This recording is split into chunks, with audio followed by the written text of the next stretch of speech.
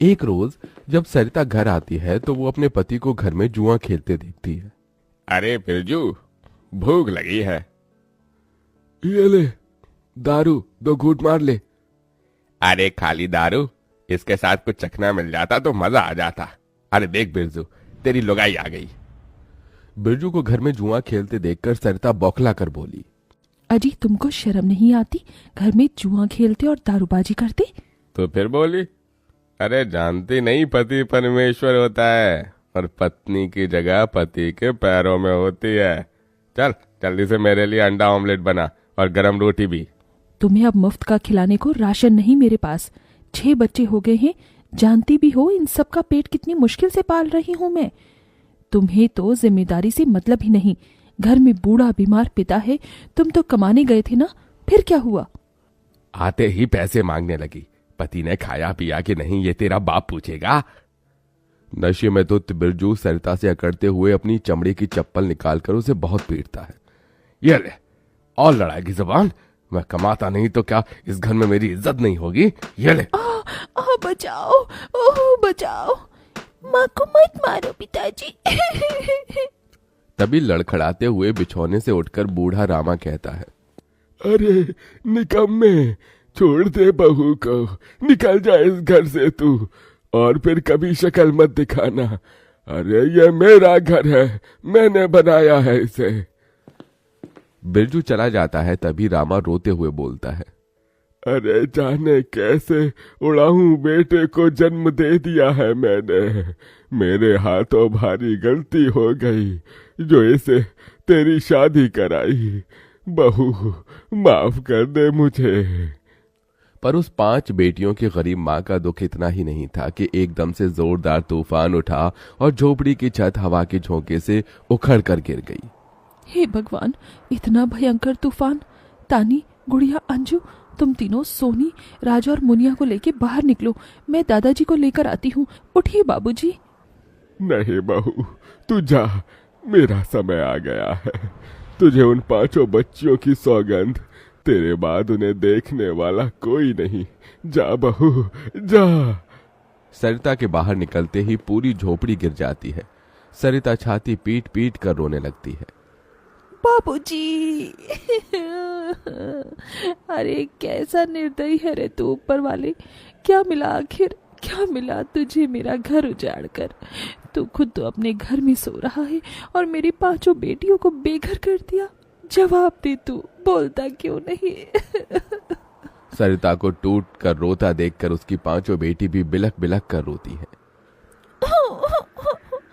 चुप हो जाओ माँ, रो मत। माँ, मुझे जल्दी ठंड लगती है। हे भगवान, इतनी बर्फ गिर रही है, मुझे इस ठंड से अपने बच्चों को बचाना होगा। सरिता सबका दरवाजा खटखटाती है मगर कोई भी मुसीबत में उसकी मदद नहीं करता। हार कर वो अपने जंगल वाले गाजर के खेत में आ जाती है और सब रात भर ठंड से कांपते ठिठुरते हुए बीतती है। माँ, बहुत भूख लगी है। हाँ माँ, मुझे भी भूख लगी है। तभी सरिता की सबसे बड़ी बेटी तानी खेत में देखती है जहाँ लाल लाल गाजर उगे थे। देखो माँ, हमारे खेत में तो गाजर तैयार हो गए हैं। फिर तानी अपने सभी भाई बहनों को गाजर तोड़ कर देती है। ये लो मेरी बहनों, गाजर खा लो। अपनी बेटियों को ठंड में ऐसे देख उस गरीब माँ का मन अपार दुख से भर जाता है। अपनी इस गरीब लाचार माँ को माफ कर देना बच्चों, तुम्हें ये ठंड भोगना पड़ रहा है। तभी एकदम से दिन का माहौल रात सा हो जाता है और तेजी से बर्फ गिरने लगती है। बाप रे बाप, एकदम से इतनी ठंड, ऐसी तो बिना घर के हम बच नहीं पाएंगे। तभी सरिता अपना आंचल उन पर उड़ाती है मगर बच्चे थरथरा उठते हैं कि एकदम से गुड़िया कहती है, माँ, तानी दीदी, हम अपना घर बना सकते हैं। मगर कैसे बिटिया, हमारे पास पैसे भी तो नहीं। माँ देखो, हमारे खेत में कितने सारे गाजर उगे हैं, हम इसी से अपना घर तैयार करेंगे, पर हम सबको साथ मिलकर मदद करनी होगी। राजा बेटा, जब तक कि हम गाजर घर तैयार नहीं कर लेते, तुझे अपनी छोटी बहनों का ख्याल रखना होगा। रखेगा ना? हाँ माँ, रखूंगा।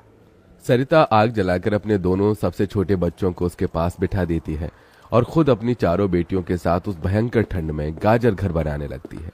अंजू, सोनी गुड़िया, तुम दोनों मुझे और तानी दीदी को गाजर तोड़ तोड़ कर दो, हम घर बनाते हैं। ठीक है माँ। गरीब माँ बेटियां मिलकर गाजर घर बनाती हैं, मगर घर एकदम से ढह जाता है, जिससे सरिता दुखी हो जाती है। कितनी मेहनत से ये गाजर घर बनाया था हमने, मगर सारी मेहनत बेकार चली गई। तभी चारों बेटियां रोते हुए गाकर अपनी माँ को हिम्मत देती हैं। जिंदगी की यही रीत है, हार के बाद ही जीत है, थोड़े आंसू है थोड़ी हंसी, आज गम है तो कल है खुशी, जिंदगी की यही रीत है, हार के बाद ही जीत है। मेरी बच्चियों। रोते हुए सरिता अपनी बेटी को गले से लगा लेती है। वो फिर कोशिश करते हैं। कई बार उनका गाजर घर बिगड़ता है। तभी गुड़िया कहती है, माँ, अगर हम अपना गाजर घर मजबूत बनाने के लिए पहले लकड़ी फट्टे से ढांचा बना लें तो फिर हमारा गाजर घर नहीं गिरेगा। सब ऐसा ही करते हैं, जिससे उस बार उनका गाजर का घर मजबूत बन जाता है। सरिता अपनी पांचों बेटियों और बेटे के साथ घर के अंदर आती है। तब जाकर उनके शरीर को गर्माहट महसूस होती है। अरे वाह माँ, दीदी, आप सबने कितना सुंदर गाजर घर बनाया है और ये कितना गर्म भी है। तभी सरिता अपने बेटे बेटियों का मुंह देखती है। सबकी आंखों में भूख थी। मैं जानती हूँ तुम सबको भूख लगी है ना। अपनी माँ को एक दिन दे दो, मैं कल काम ढूंढ लूंगी। ठीक है, आज हम ये गाजर खाकर सो लेंगे। आप भी खा लो ना माँ, आपने 2 दिन से कुछ नहीं खाया। सोनी अपने नन्हे हाथों से अपनी गरीब माँ को गाजर खिलाती है। अगले दिन सरिता ठंड में इधर से उधर काम ढूंढने भटकती रहती है, मगर कोई उसे काम नहीं देता। इधर अब उसके खेत के गाजर भी खत्म हो गए थे, जिससे उसकी बेटियां भूखी थी और उसकी दुधमुही बेटी भूख से रोई जा रही थी। माँ, मुन्ना को भूख लगी है, उसे खाना चाहिए। छोटे बच्चे खाना नहीं खाते राजा, इसे दूध पीना है। हे बसुरी बजैया, एक माँ की ममता की इतनी भी परीक्षा मत लो कि वो अपने बच्चे को दूध भी ना पिला सके। तभी सरिता को द्वार पर एक गाय के रंभाने की आवाज सुनाई दी। माँ, लगता है बाहर गाय आई है। सरिता अपनी बेटियों के साथ बाहर आकर देखती है तो गाय के थन से दूध की धारा बहे जा रही थी। इस गाय के थन में कितना दूध गिर रहा है। सरिता गाय का गर्म दूध अपनी बेटी को पिलाती है। तभी गाय उसके खेत में जाकर गोबर कर देती है, जिससे एकदम से जादू होता है और खेत लाल चमकदार गाजर से भर जाता है। माँ, ये तो कोई जादुई गाय लगती है। देखो हमारे खेत में कितने गाजर हो गए। हाँ गुड़िया, मैं जादुई गाय हूँ। मुझे वरदान प्राप्त है। जिस भी बंजर खेत में मैं गोबर करूंगी वो फसल से भर जाएगी। मैं इससे पहले भी तुम्हारे खेत में आई थी। इसका मतलब गौ माता, आपकी वजह से उस वक्त भी मुझ गरीब के बंजर खेत में गाजर उगी थी। आपका कोटि कोटि धन्यवाद गौ माता। माँ, तुम काम ढूंढ रही थी ना, अब मैं ढूंढना। तुम तो कितना अच्छा गाजर का हलवा बनाती हो और गाय के दूध से खोया, घी, दूध सब बनता है।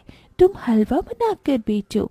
सरिता उस गाय के दूध से घी खोया तैयार कर लेती है और गाजर का हलवा बनाकर बेचने लगती है, जो कि लोगों को खाने में स्वादिष्ट लगता है। उसकी अच्छी कमाई होती है, जिससे उसकी आर्थिक स्थिति ठीक हो जाती है और वो गाय उसके गाजर घर के बाहर बंधी खेत के गाजर और घर दोनों की पहरेदारी दिया करती।